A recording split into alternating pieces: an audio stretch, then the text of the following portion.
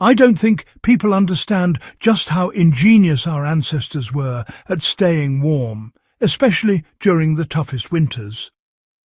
Before we dive in, make sure to subscribe, like and share if you want more forgotten survival secrets from history. Picture a freezing winter night.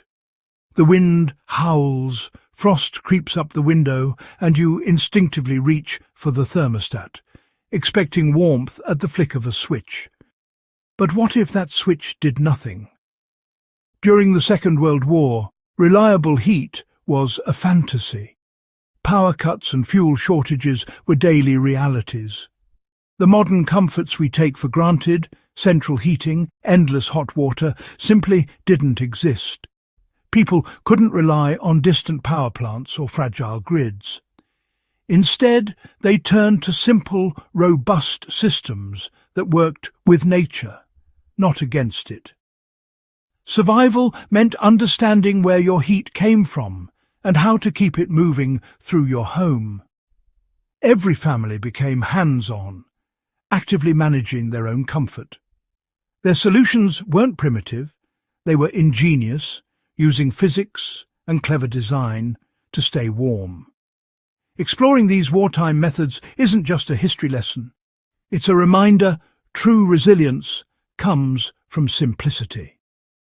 When the modern world fails, it's these basic principles that keep us safe. Let's rediscover the lost art of staying warm, no matter what.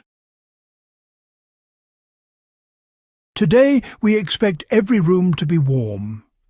In the 1940s, heating was about survival, not comfort.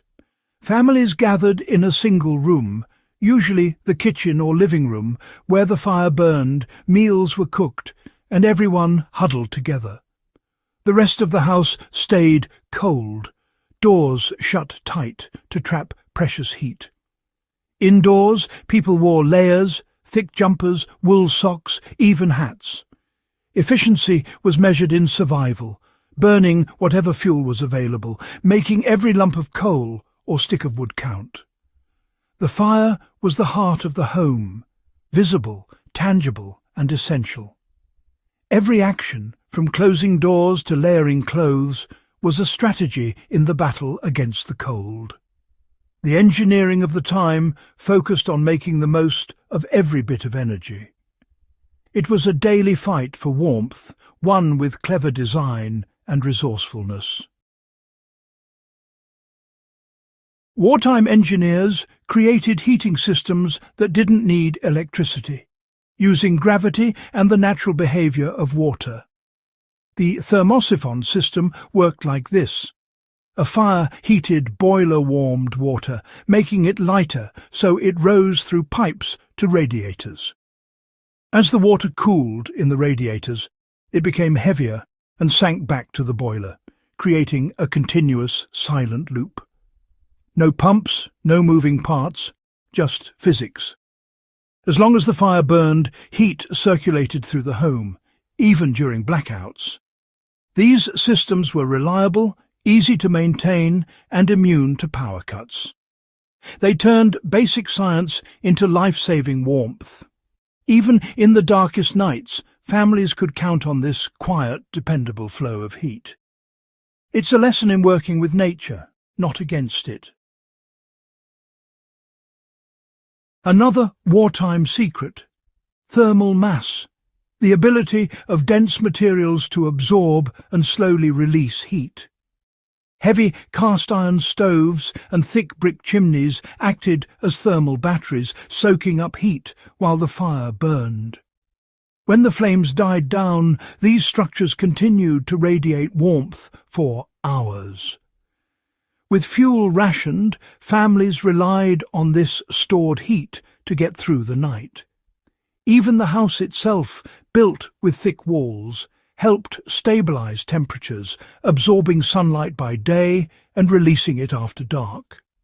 This passive approach made every bit of fuel go further. The result: a more stable, comfortable home, even with limited resources.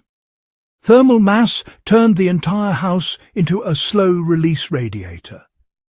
It's a principle that still works today. if you know how to use it. Sometimes the best technology is just smart use of materials. Without electric fans, wartime homes used natural convection to move warm air. As air near the stove heated up, it rose to the ceiling, then cooled and sank, creating a gentle, continuous circulation. This invisible river of warmth kept rooms from feeling stagnant and spread heat beyond the fire's immediate reach. People gathered close to the stove, but the whole room benefited from this simple airflow. In larger homes, stairwells and vents help move warm air between floors. No machinery, no noise, just the laws of physics at work. It was a clever way to make the most of every bit of heat. Sometimes the house itself became part of the heating system. What made these systems so resilient? Simplicity. No electricity meant no risk from blackouts. No complex parts meant fewer breakdowns. A solid fuel stove and gravity-fed pipes kept working through bombings, rationing and power cuts. Built from cast iron and brick, these systems lasted for decades with minimal maintenance. If something broke, it could be fixed with basic tools and know-how. This independence brought peace of mind. Families knew they could stay warm, no matter what happened outside. The fire's steady glow was more than heat. It was a symbol of endurance and normality in a chaotic world. These systems were transparent, understandable, and empowering. They offered not just physical warmth, but psychological comfort. In times of crisis, the simplest solutions proved the most reliable. That's a lesson worth remembering. Are these old methods just relics? Far from it. In a world of climate change, fragile grids and supply chain shocks, resilience matters more than ever. A wood stove, thermal mass and natural convection can keep you warm off-grid, no matter what. Thermosiphon systems offer hot water and radiator heat, powered only by a fire. These aren't just survivalist tricks. They're smart design for anyone, anywhere. Even in modern homes, using thermal curtains, closing off rooms, and layering clothes, echo wartime wisdom. Understanding how heat moves makes us active participants in our own comfort. We become less dependent on fragile systems, more in control of our environment. The past teaches us to see our homes as dynamic, energy-smart spaces. Independence starts with knowledge and a willingness to learn from history. Wartime heating proves that the simplest technology is often the most resilient. Gravity-fed systems, thermal mass, and natural convection worked because they followed the laws of nature. No moving parts, no electricity, just robust, understandable design. These methods remind us that true security comes from simplicity, not complexity. The ability to create warmth is a timeless survival skill. By learning from the past, we gain practical tools for the future.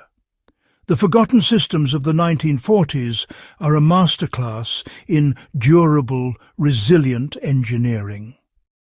Sometimes the best way forward is to rediscover the basics.